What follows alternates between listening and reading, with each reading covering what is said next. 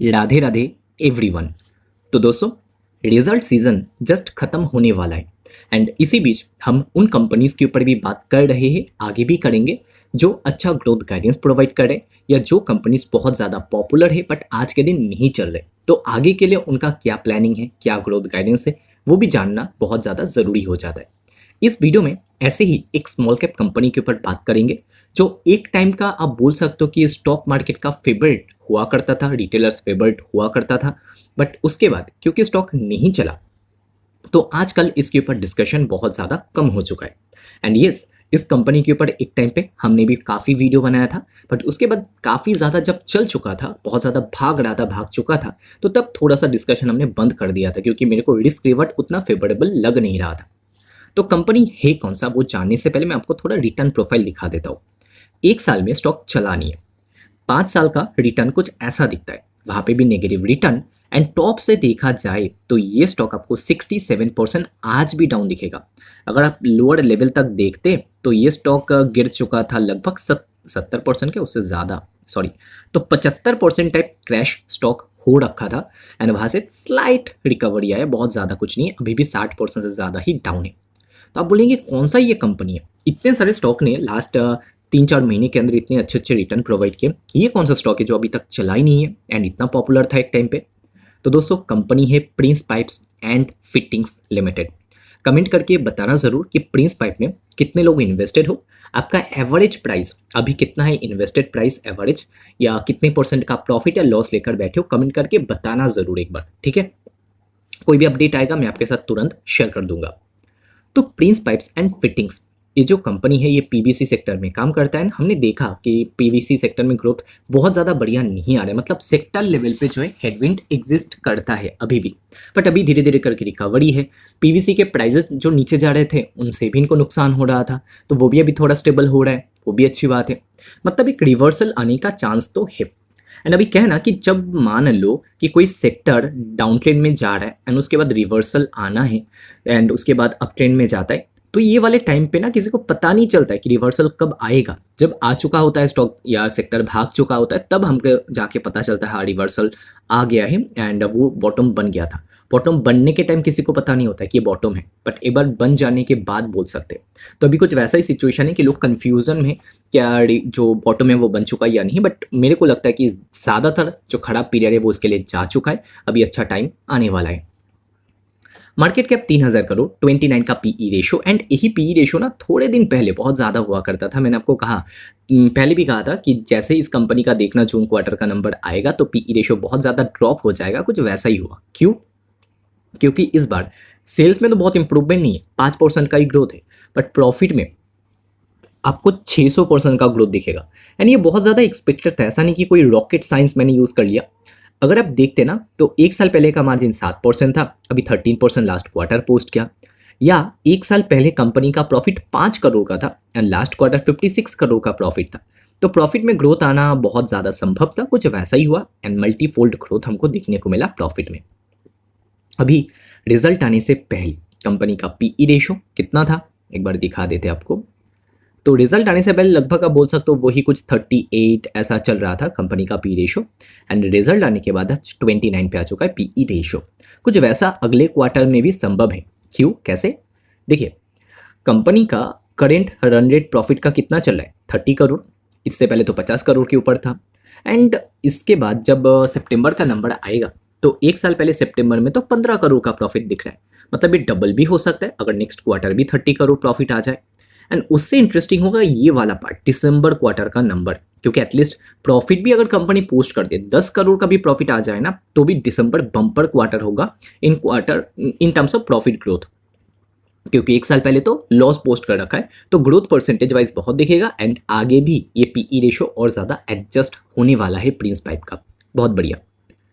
अभी Prince pipe का जो साइज वगैरह है वो तो हमने देख लिया। साथ ही साथ अगर किसी को समझ भी नहीं आ रहा है कि कितना प्रॉफिट आएगा, मेरे को पता नहीं कैसे वैल्यू करे, मेरे को पता नहीं, तो आप प्राइस टू सेल्स भी देख सकते हो कि इसका कितना है, बाकियों का कितना है। तो इसका प्राइस टू सेल्स काफ़ी रिजनेबल है, 1.16 टाइम्स का है।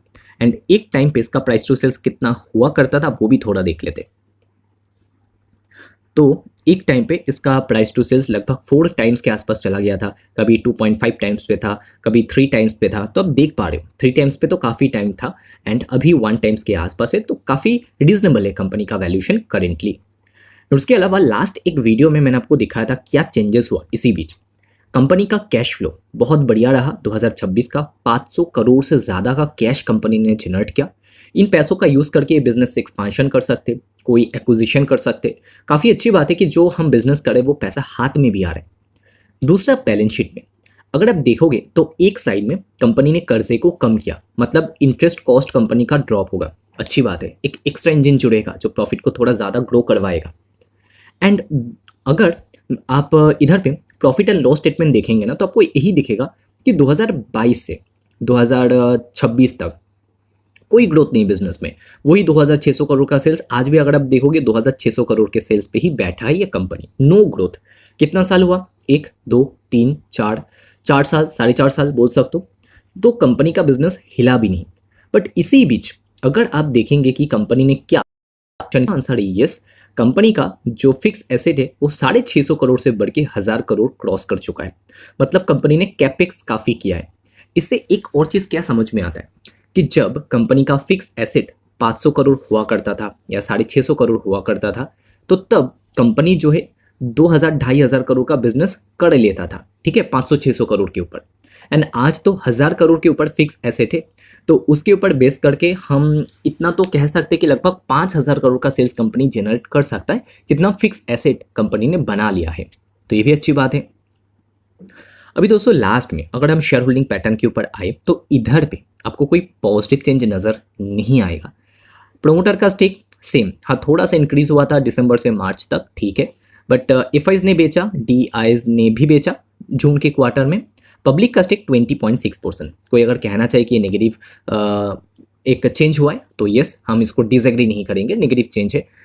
बट पब्लिक के अंदर आज भी आपको मधुलिका अग्रवाल, जो मुकुल अग्रवाल के वाइफ है, उनका नाम देखने को मिल जाता है एंड 1.3% का स्टेक इनके पास है। तो एक स्मार्ट इन्वेस्टर आज भी निवेश करके बैठा है। एंड सिर्फ ये नहीं, अगर आप डीआई कैटेगरी में देखेंगे तो मेरा एसेट का नाम एंड डीएसपी स्मॉल कैप का भी नाम मिल जाएगा। इन लोगों ने भी काफ़ी स्टेक जो है वो दबोच के रखा है। एंड डीएसपी वाले तो बीच बीच में काफ़ी बुलिश भी दिखाई पड़ रहे हैं। कंटिन्यूसली आप देखिए 2-2.5 साल में स्टॉक चला नहीं है, बट इन्होंने स्टेक इंक्रीज किया कंटिन्यूसली। तो ये एक अच्छा साइन है कि डीएसपी स्मॉल कैप जो काफ़ी इंटरेस्टिंग है एंड काफ़ी पुराना फंड है, तो उन्होंने यहाँ पे कंपनी में पोजीशन बिल्ड किया, इंक्रीज भी किया है। अभी पता है कि आप लोग को यही चीज़ जानना है कि कंपनी ने आगे के लिए क्या ग्रोथ गाइडेंस शेयर किया है। सबसे पहले तो दोस्तों देखिए, बताया गया है volume growth. The company reaffirm it's guidance for 12-15% volume growth. Company ने रेवेन्यू ग्रोथ का गाइडेंस नहीं दिया, कंपनी ने वॉल्यूम ग्रोथ का गाइडेंस दिया, जो कि मेन होता है। एंड 12-15% वॉल्यूम ग्रोथ आएगा FY27 में, indicating a strong recovery is expected in the remaining 3 quarters. मतलब पहले क्वार्टर में तो कुछ बहुत खास हुआ नहीं है, 5% का ही रेवेन्यू ग्रोथ है, तो अगले 3 क्वार्टर में इनको अच्छा करना पड़ेगा अगर ये गाइडेंस को मीट करना है। ईबिटा मार्जिन को लेकर इन्होंने ये कहा कि इनका ऑपरेटिंग मार्जिन 11-13% होगा। अगर आप करेंटली देखोगे या 2026 का देखोगे कितना था, वो 9% का था। लास्ट 4 क्वार्टर का एवरेज 10% है। कंपनी का गाइडेंस है 11-13%। मतलब एक तो रेवेन्यू ग्रो करेगा, दूसरा मार्जिन एक्सपांशन भी दिखेगा, तीसरा कंपनी का जो इंटरेस्ट कॉस्ट है वो घट गया है, तो उससे जो प्रॉफिट है वो थोड़ा सा बढ़ने भी वाला है। तो काफ़ी सारे प्लस पॉइंट हमको देखने को मिल रहा है इस टाइम में प्रिंस पाइप में। एंड वैल्यूएशन भी ठीक है, थोड़ा पीई वगैरह अगर रीरेट हो जाए, सेक्टर अगर फिर से चल पड़े, वो भी बढ़िया रहेगा। Then bathware segment, company aims to achieve a quarterly revenue run rate of 25 crore in by Q3 FY27 and तब ये जो बिजनेस है ये ब्रेक इवन कर जाएगा। Working capital, the company expect to bring inventory days back to the guided range of 65 to 75 days and जो long term target है इनका डेटोर डेज की 30 डेज तक लाना है। मार्केट डिमांड कैसा है? Management expect industry demand to be supported by a recovery in infrastructure activity, increasing premiumization across product categories, recent implementation of a minimum import price MIP on PVC is expected to bring price stability, reducing channel anxiety and supporting normal buying behavior। तो ये सारे growth trigger हमको देखने को मिल रहा है इस time पे। ओके, तो ओवरऑल यही कहा जा सकता है कि एक बैड फेज से निकल के धीरे धीरे अच्छे फेज में जा रही है कंपनी एंड अच्छा परफॉर्म करना चाहिए फ्यूचर में। तो रेडर में रखा जा सकता है प्रिंस पाइप को। हाँ पता है कि चला नहीं बहुत टाइम से, गिरा है बहुत ज़्यादा, तो लोग जो है अल्ट्रा बेयरिश हो जाते या बात नहीं करना चाहते, क्योंकि लॉस मेकिंग कंपनीज़ में निवेश करना किसको पसंद है? लॉस मेकिंग मतलब स्टॉक चलानी है उस हिसाब से, बाकी तो प्रॉफिटेबल कंपनी है। तो इस वजह से प्रिंस पाइप को आज तो कोई नहीं देख रहा है, बट कंपनी फिर से एक अच्छे समय की तरफ जा रहा है, ऐसा मेरे को लगता है। मैं गलत भी जा सकता हूँ, बट जो होगा वो तो आगे पता चल ही जाएगा। तो दोस्तों ये था आज का हमारा वीडियो प्रिंस पाइप के ऊपर। ऐसे ही और कंपनीज को भी हम एक एक करके कवर करेंगे। तो चैनल पे फर्स्ट टाइम हो तो आप सब्सक्राइब करके देख सकते हो for just 1 month. I hope कि आप डिसअपॉइंट नहीं होंगे।